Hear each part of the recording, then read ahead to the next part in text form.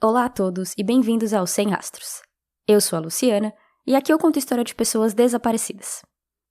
Eu recebi muito feedback positivo pelo meu episódio passado de perguntas e respostas. Muito obrigado para aqueles que ouviram e gostaram, para aqueles que ouviram até o final da minha história do porquê eu me mudei para os Estados Unidos. E como eu falei naquele episódio, eu sou péssima para fazer essas entradinhas sobre o caso que eu vou fazer. Às vezes vem fácil, às vezes vem difícil, e hoje é um desses dias no qual eu não sei exatamente o que eu posso falar agora aqui no começo, se não apenas começar o caso e contar tudo de uma vez. Então, mais uma vez, sejam bem-vindos ao Sem Rastros. Hoje eu conto a história de Jennifer Cassie.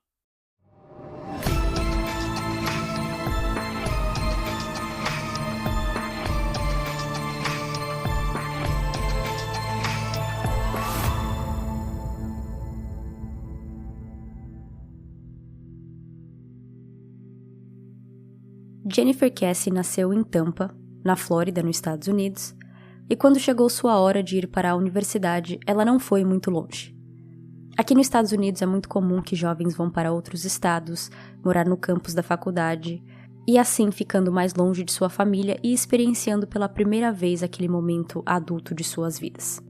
Jennifer fez parecido, mas ao invés de pegar uma faculdade em outro estado, ela ficou dentro da Flórida e se mudou para Orlando, apenas a 1h30 de distância de Tampa.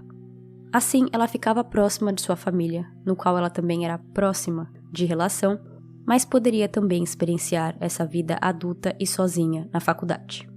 Quando Jennifer se graduou da faculdade, ela poderia ter voltado para Tampa, mas decidiu ficar em Orlando pois ela recebeu várias ofertas de trabalho. E isso se deve a ela. Jennifer sempre foi boa de escola, sempre foi boa de estudar, e não foi difícil para que as empresas, por seu currículo e entrevista, vissem potencial nela e a chamasse para trabalhar com eles. Jennifer escolheu uma dessas ofertas e assim ficou em Orlando para agora construir a sua vida adulta, pós-faculdade. Na segunda-feira, dia 23 de janeiro de 2006, Jennifer vai direto da casa de seu namorado para o trabalho. Porém, seu namorado mora em Fort Lauderdale e ela trabalha em Orlando, a 3h30 de distância dirigindo. No dia anterior, eles tinham voltado de um cruzeiro para o Caribe, então Jennifer decidiu ficar em Fort Lauderdale com o namorado, dormiu na casa dele e no dia seguinte acordou cedo e dirigiu até o trabalho. Às 6h30 da tarde, ela sai de seu trabalho e vai para casa. Ela leva sua mala de viagem do carro para seu apartamento, mas não a desfaz naquele dia, deixando para depois. Desfazer uma mala não é tão divertido quanto fazer uma mala. Depois de uma semana agitada no cruzeiro e no Caribe com seu namorado, Jennifer só queria descansar e estava planejando uma noite muito tranquila. Ela iria descansar, tomar um banho, ver TV, jantar, e era isso. Ia dormir e o dia seguinte a vida voltava ao normal. Jennifer adorava falar no telefone e ela fazia isso não só porque ela gostava, mas por uma questão de segurança também. Seus pais a ensinaram a sempre deixar as pessoas saberem onde você está, se você está bem, a fazer check-in um com o outro. Nessa viagem para o Caribe, por exemplo, ela ligou para os pais quase todo dia, sendo que isso é uma ligação internacional, principalmente em 2006, que ainda não tinham certas tecnologias, como FaceTime, ligação de WhatsApp, etc. Naquela noite, ao caminho de casa, dirigindo do trabalho, ela falou com seu irmão. E em casa, ela falou com sua mãe e com sua melhor amiga. Por último, ela falou com seu namorado no telefone. Em torno de 10 da noite, ela liga para o seu namorado, que é uma rotina entre eles. Toda noite, eles se ligam para conversar um pouco e dar boa noite. Jennifer diz que o ama, Rob diz que a ama de volta, e assim eles desligam. Rob, claro, não sabia que aquela seria a última vez que ele falaria com sua namorada. Rob estava acostumado a receber uma ligação ou mensagem de texto de sua namorada quando ela acordava e ia para o trabalho. Mas na próxima manhã, terça-feira, 24 de janeiro de 2006, ele não recebe nada. Rob acha isso estranho e ele mesmo manda uma mensagem para Jennifer esperando uma resposta, mas não a obteve. Além disso, Jennifer está atrasada para o trabalho. Seu chefe já achou isso muito estranho, porque ela nunca atrasava, ela nunca faltou no trabalho e muito menos não avisaria.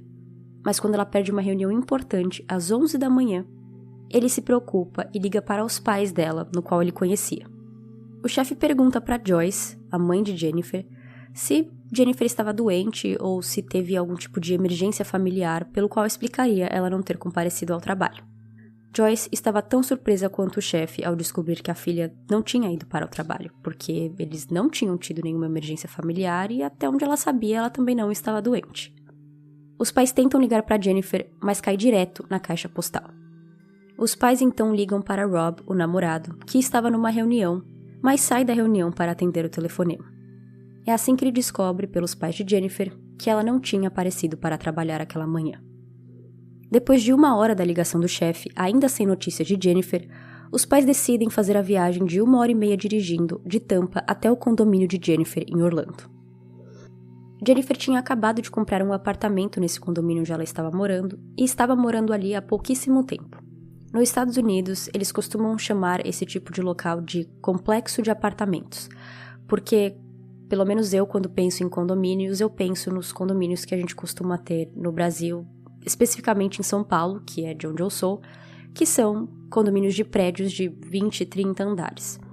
Mas aqui, o que eles chamam de condomínio ou de complexo de apartamento, costuma ser esses apartamentos de 3, 4 andares, que não tem elevador, apenas escadas, com esses pequenos prédios com uma boa distância entre eles e muito estacionamento. Essas comunidades também costumam ser fechadas com portão e você precisa dar o seu nome ou sua identidade para poder entrar. Isso, por exemplo, tinha sido um dos motivos que Jennifer quis se mudar para lá.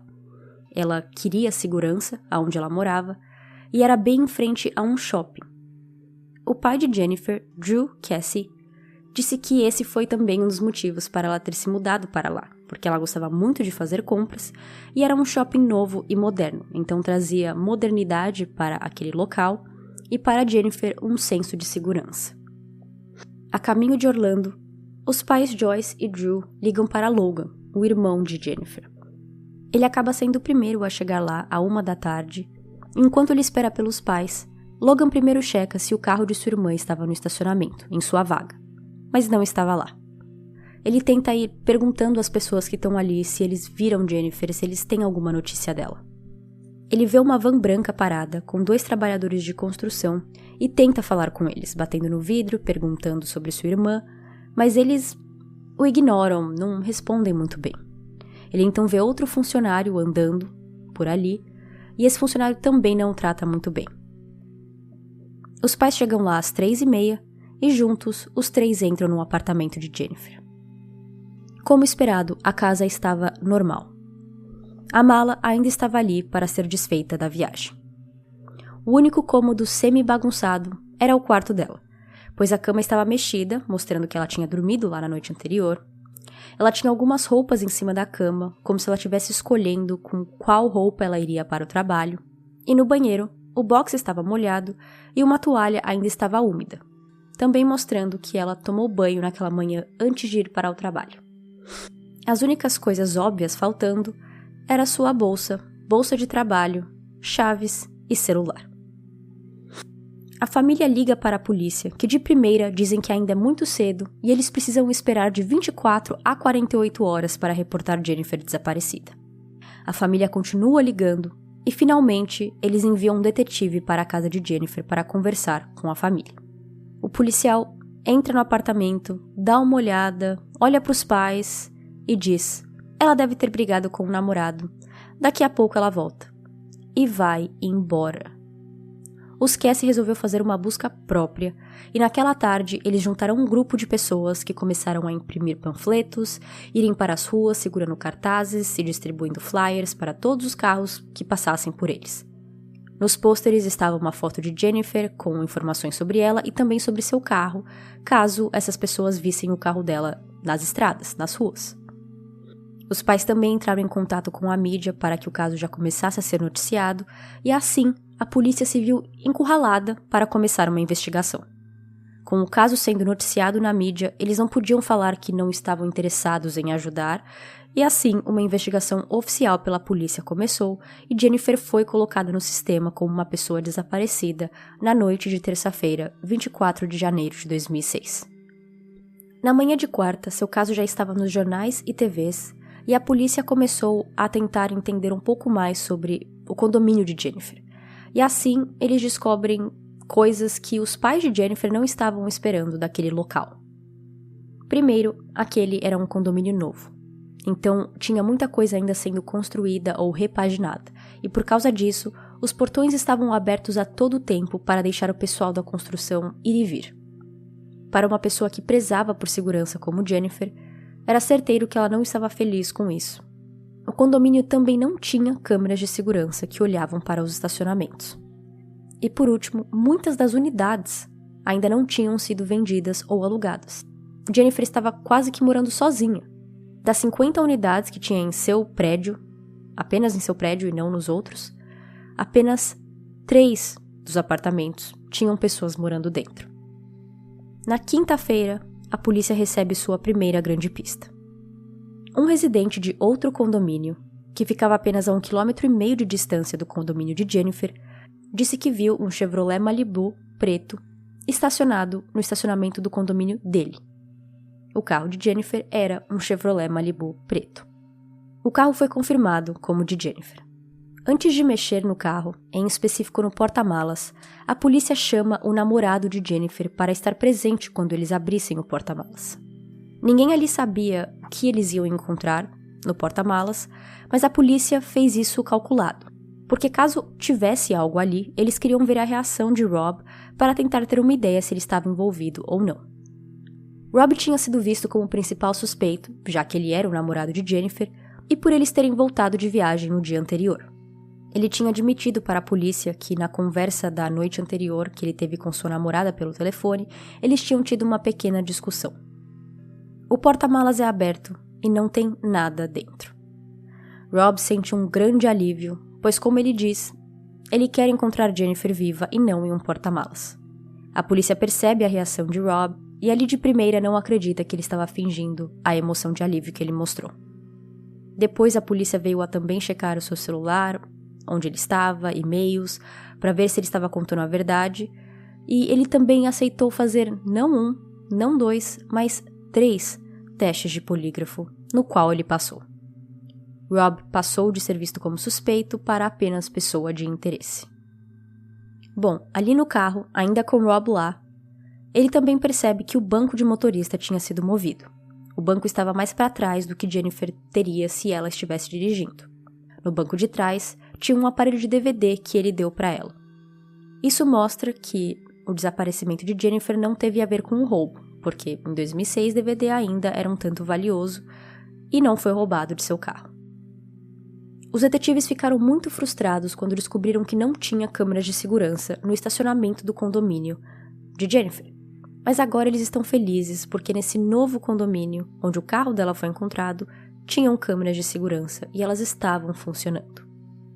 Eles assistem às filmagens e ao meio-dia de terça-feira, eles veem o carro de Jennifer entrando nesse condomínio e o carro é estacionado de ré dentro da vaga. E por 32 segundos, a pessoa fica dentro do carro. Ela então sai e começa a andar para longe do carro. A imagem estava muito ruim, era uma imagem de câmera de segurança de baixa qualidade, então não era possível ver muitos detalhes físicos. A pessoa começa a andar para mais perto de onde outra câmera estava localizada, e a polícia pensou que finalmente iam conseguir ver um pouco mais de perto, e talvez até fazer um retrato falado, e consequentemente achar essa pessoa. Mas eles não estavam com toda essa sorte. As câmeras de segurança desse prédio não eram câmeras que filmavam, e sim era aquele tipo de câmera que tirava uma foto a cada 3 segundos. Quando a pessoa estava andando e a segunda câmera a pegou, ela estava andando atrás de uma grade. Então, em um portão de grade, você tem as grades e o buraco entre elas. E nas 3 fotos que foram pegas dessa câmera de segurança, então 9 segundos. Durante esses 9 segundos que ele passa por essa área, por trás desse portão, seu rosto está coberto pelas grades. Não é possível ver nada de seu rosto, nem a ponta do nariz, um queixo, nada. Todos os passos que a pessoa deu, a grade cobriu seu rosto. Essa câmera também não tinha boa qualidade e talvez mesmo que o rosto dele aparecesse, seria difícil fazer uma identificação rápida.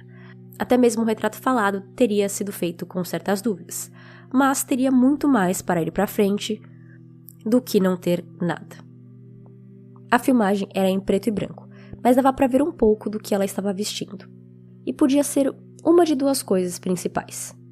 Ou ela estava vestindo uma calça caqui e uma blusa branca, ou ela estava vestindo um macacão branco ou um uniforme branco da cabeça aos pés, que poderia ser um uniforme de pessoas que trabalham com construção ou pintores.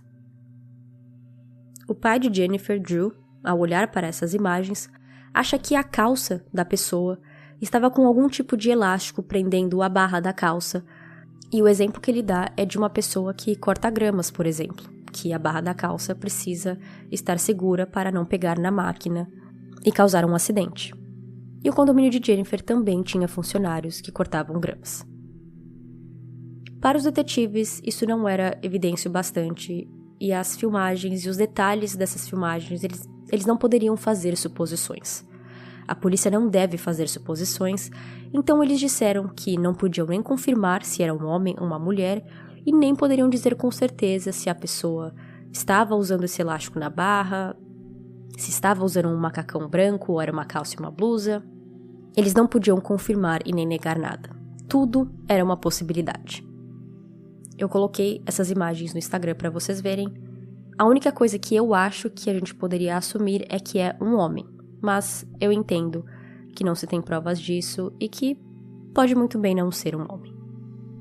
Cães foram chamados e com o cheiro de Jennifer eles traçaram uma rota do carro, nesse condomínio, até o condomínio de Jennifer a mais ou menos 1,5 km de distância. Às vezes eu fico em dúvida no quão confiável são esses cães cadáveres ou cães que procuram por pessoas vivas, mas nesse caso parece ter sido correto, pois eles conseguiram, pelo cheiro de Jennifer, traçar uma rota do carro no segundo condomínio até de volta ao condomínio dela. No condomínio dela, eles pararam especificamente em uma área com muita grama, com muita folhagem. Com isso, a polícia resolveu fazer uma busca nessa área.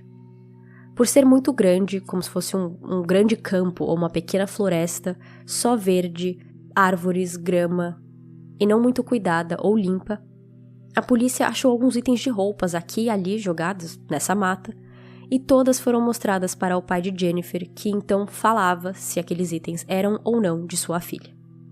Mais de 1.000 pessoas participaram daquela busca entre os dois condomínios no primeiro fim de semana depois que Jennifer desapareceu, e nada foi encontrado. A polícia então se virou para saber um pouco mais sobre Jennifer e sua vida. Já que Rob já tinha sido descartado como um suspeito, eles descobriram que Jennifer tinha um ex-namorado que, na época que eles terminaram, não tinha sido um término fácil. Ele ficava ligando para ela, pedindo para voltar, dizendo que a amava, mas ela se manteve firme e disse que não, que eles tinham terminado e ela não queria reatar. Na noite em que ela desapareceu, ele estava muito bêbado em um bar na frente do condomínio de Jennifer. Óbvio que ele foi visto como suspeito por estar tão próximo do local onde Jennifer morava, mas não se tem mais provas do que isso e quando ele foi interrogado, ele negou envolvimento. Drew também contou para a polícia que Jennifer tinha ligado para ele no passado e contado que um homem de seu trabalho, um homem casado, queria sair com ela. Ela pediu conselho ao seu pai sobre como recusar as investidas desse colega de trabalho porque ela não estava interessada. O pai deu o conselho dela falar que não ficava com pessoas no qual ela trabalhava profissionalmente e que ela não estava interessada. Jennifer teve essa conversa com o homem e parece que ele não gostou muito da resposta. Outros colegas de trabalho de Jennifer corroboraram com o depoimento de Jennifer para seu pai, pois esse homem costumava chamar ela para sair na frente de outros funcionários, sem nenhuma vergonha.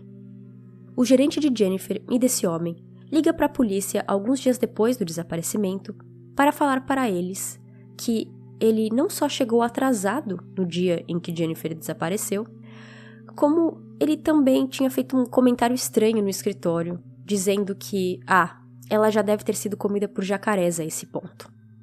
A polícia investigou o fato dele ter chegado atrasado aquela manhã no escritório, mas o motivo foi porque ele recebeu uma multa de velocidade, brigou com o policial que deu a multa, rasgou o ticket na frente desse policial e foi levado até a delegacia de Algemas. Com um álibi tão forte quanto esse, ele foi descartado como suspeito. Voltando na história do apartamento e da questão de segurança, Jennifer sempre fazia questão de estar falando no telefone quando ela estava indo para seu carro ou saindo de seu carro, quando ela chegava em seu condomínio ou até mesmo quando ela ia em lojas e saía à noite dentro da loja até o estacionamento onde estava seu carro. Porque são nesses momentos que as pessoas costumam estar vulneráveis e às vezes não percebem que alguém pode estar te esperando, pronta para te abduzir. Ela já tinha dito para Rob que se sentia desconfortável perto dos funcionários de construção de seu apartamento, porque eles costumavam a ficar encarando, olhando para ela enquanto ela passava. Além disso, não era só o condomínio por fora que ainda precisava de construções e acabamentos, os apartamentos também. E por isso, algumas vezes, Jennifer teve que deixar algumas vezes esses funcionários, pintores, ou seja lá o que eles eram, entrar em seu apartamento para fazer esses acabamentos. Ela não gostava quando isso acontecia, e o que ela costumava fazer era sair do trabalho na hora do almoço, ir até seu prédio, abrir a porta para esses funcionários e ficar ali, na porta de entrada, falando no telefone com alguém, enquanto supervisionava esses funcionários. Segundo seu pai, ela só saía quando eles também saíam. Ela não deixava eles sozinhos enquanto ela voltava para o trabalho ou não estava ali. Quando a polícia tentou entrevistar esses funcionários, quase todos desapareceram. E acredita-se que isso aconteceu porque sua grande maioria eram imigrantes ilegais e eles não queriam ser pegos ou deportados. Os investigadores conseguiram conversar com alguns funcionários legais, mas, mais uma vez, nenhuma evidência foi encontrada que as pessoas estavam envolvidas e nada mais veio dessa pista. Em 2008, os pais de Jennifer decidiram ser criativos e colocaram o rosto e informação do caso de Jennifer em um baralho. Aqui nos Estados Unidos é um pouco mais comum fazer baralhos que, ao invés de ter rei, rainha, coringa, entre outros clássicos, você coloca fotos e informações de pessoas desaparecidas. Em um baralho com 52 cartas, 52 pessoas são publicadas. Os pais de Jennifer resolveram fazer isso, colocando a foto de Jennifer e de outras pessoas em um baralho, e os distribuíram para várias prisões, esperando receber alguma pista disso. Em dezembro de 2008, eles recebem uma ligação de um prisioneiro dizendo ter informações sobre Jennifer. Sem nada a perder, Joe aceita conversar com esse homem. Porém, a polícia o avisa para ir com cautela. Esse prisioneiro, chamado Russ, já tinha tentado colocar outros crimes em cima de um outro prisioneiro. Então, se Russ falasse o nome desse outro prisioneiro, eles sabiam que Russ estava blefando e que a informação não procedia. Aos 20 minutos dessa conversa, Russ fala o nome desse outro preso. Era o fim daquela entrevista para Drew e para os policiais. Russ estava mentindo, blefando e brincando com a emoção de um pai preocupado e desesperado para achar sua filha. O tempo foi passando, o caso esfriou quase que rapidamente após a descoberta do carro, e o caso continuava ativo, mas sem pistas. Em 2009, um dos detetives que já faziam parte do caso, o detetive Joe, decidiu dar uma revistada no caso, com olhos frescos, como eles dizem em inglês. Ele resolveu fazer mais um tanto de entrevistas e uma dessas pessoas era uma empregada doméstica que trabalhava no condomínio de Jennifer na época em que ela desapareceu em 2006. Ele perguntou a ela se ela lembrava do caso de Jennifer e ela disse que sim. Ele então mostra a foto do suspeito, da imagem das câmeras de segurança em preto e branco e pergunta se parecia alguém que ela podia conhecer. E ela olha para a foto e diz, sim, essa pessoa parece o Chino.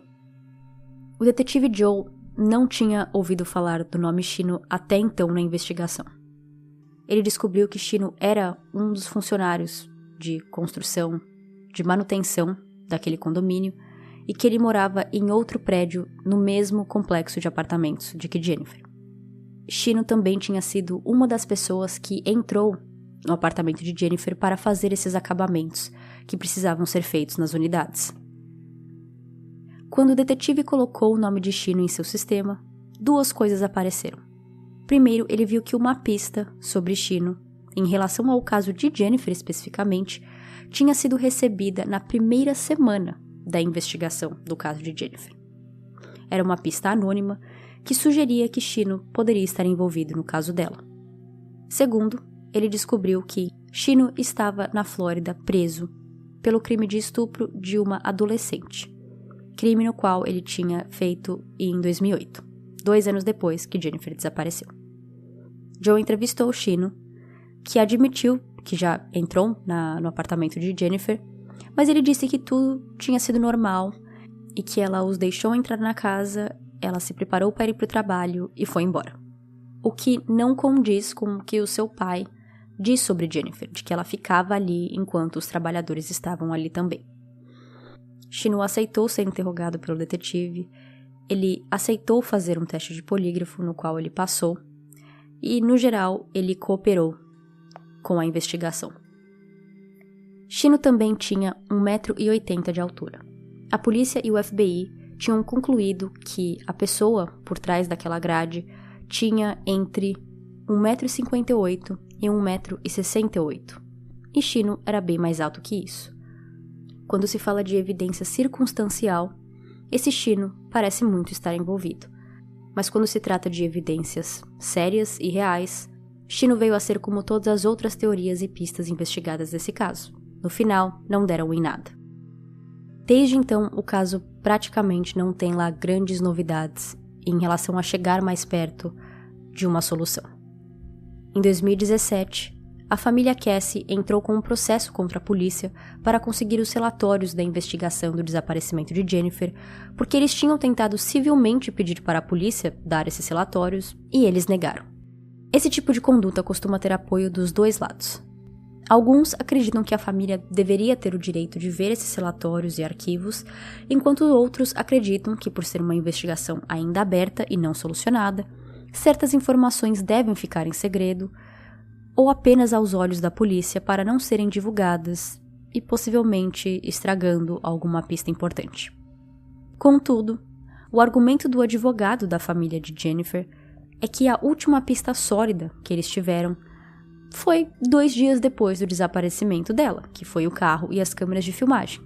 Depois disso, não se teve muito o que fazer, eles não estão prestes a fazer uma prisão ou prestes a solucionar o caso, então não tem ninguém investigando o caso há muito tempo. Em 2019, a família ganhou esse processo.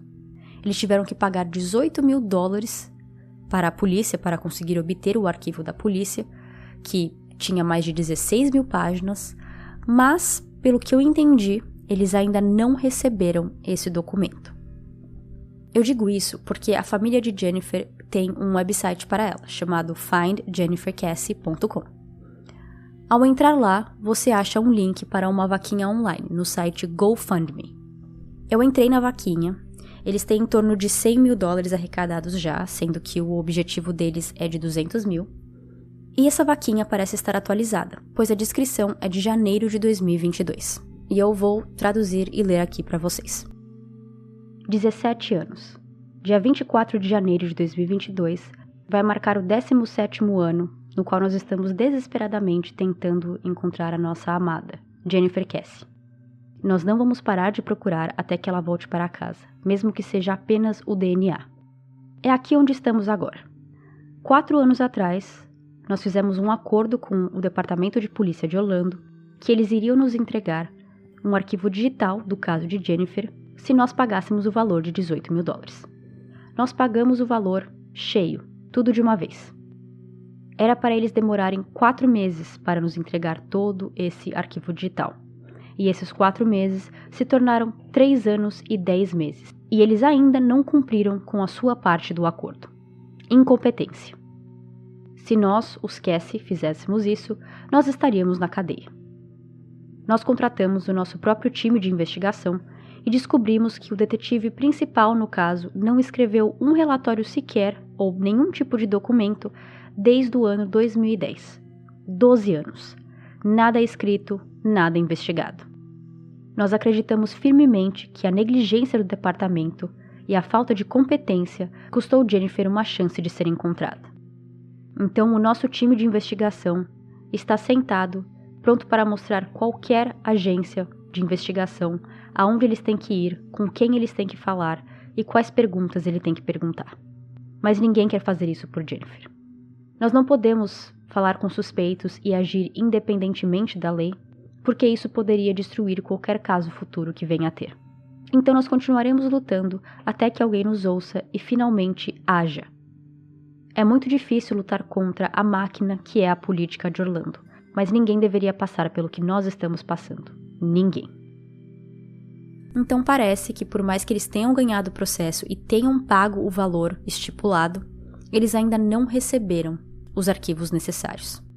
Como foi dito, eles têm o seu próprio time de investigação que fazem investigações independentes sobre o caso de Jennifer, mas eles não podem fazer tudo o que eles querem, como isso de falar com suspeitos, porque no final do dia eles não são a polícia de verdade, o FBI ou nenhum tipo de órgão governamental que pode fazer essas coisas.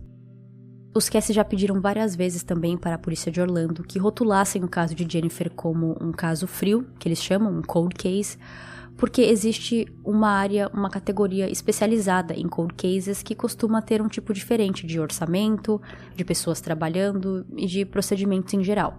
Mas a polícia se recusa, dizendo que é um caso aberto e ativo e não um cold case.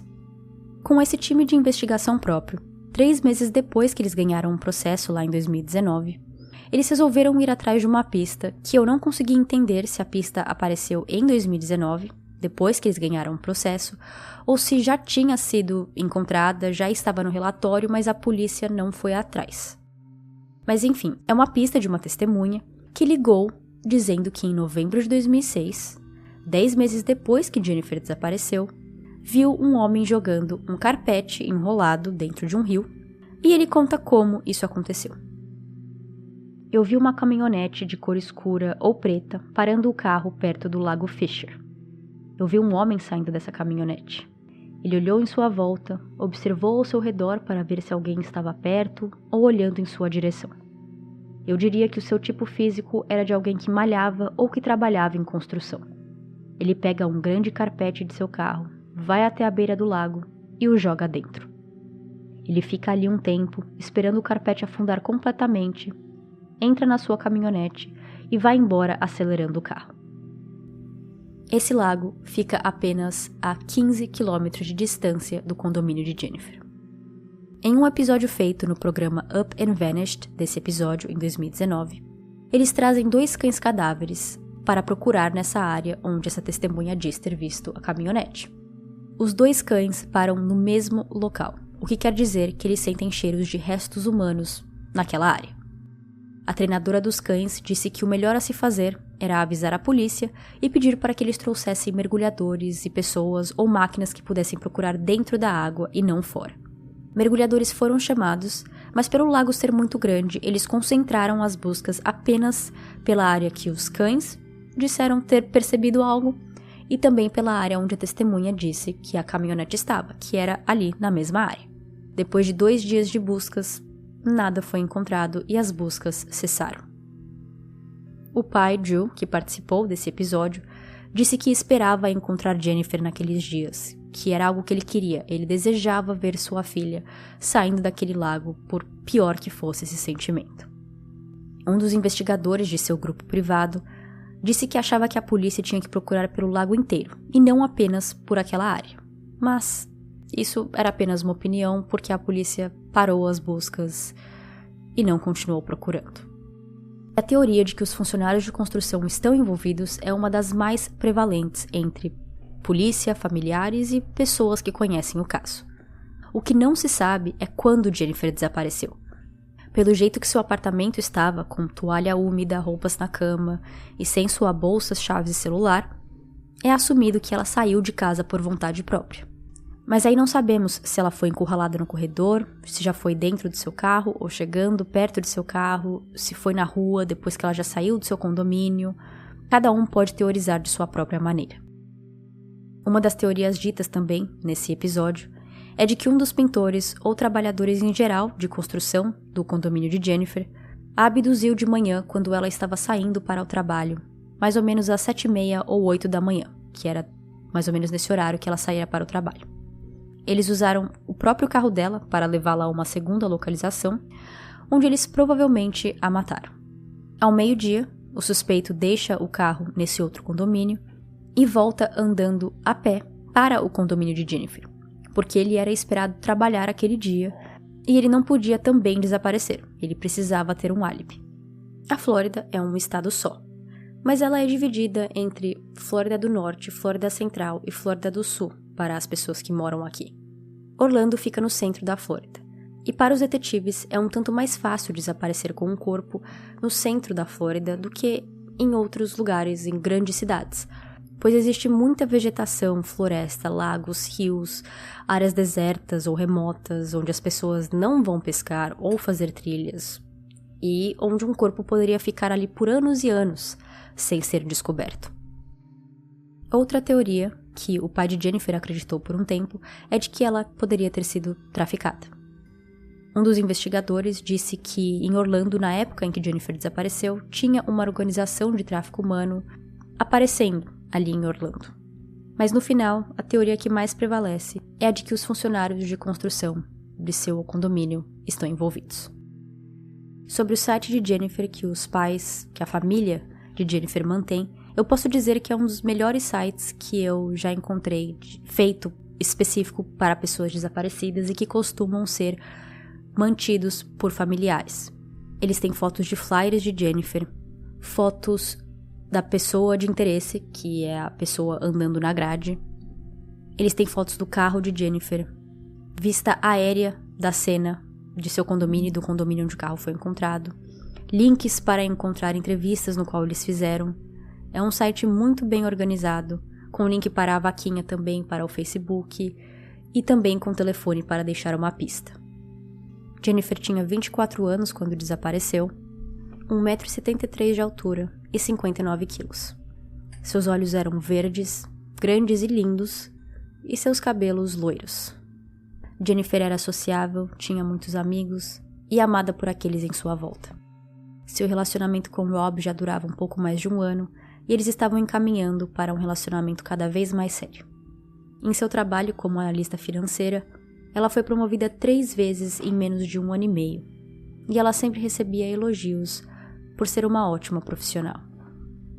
Em 2015, o irmão de Jennifer, Logan, teve um filho. Por mais que a família tenha ficado muito feliz com essa adição, eles ainda veem Jennifer como a tia do bebê, onde quer que ela esteja, e que eles só serão felizes inteiramente de novo quando ela aparecer ou quando eles pelo menos tiverem respostas. Drew disse que já enlouqueceu 2 vezes por causa do desaparecimento de sua filha, mas ele não especifica o que ele quer dizer com enlouquecer 2 vezes. A mãe, Joyce, diz que não tem vontade de fazer nada, apenas ficar deitada, e que em um dia bom, ela tem vontade de ir até a praia e ficar sentada, olhando para o mar, para o nada, ao mesmo tempo. Essa é a história de Jennifer Cassie. Me contem lá no Telegram ou Instagram o que vocês acham que aconteceu com Jennifer. Eu acho que foi esse Chino ou alguém da construção. Eu acredito pelo menos que esse Chino sabe mais do que ele está dizendo. Ele pode não ser ou suspeito ou culpado, mas eu penso que ele tem sim mais informações. Eu espero que Jennifer esteja em paz, onde quer que ela esteja, e que a família também consiga ter um pouco de paz, e que um dia eles encontrem respostas. Até o próximo episódio. Tchau, tchau.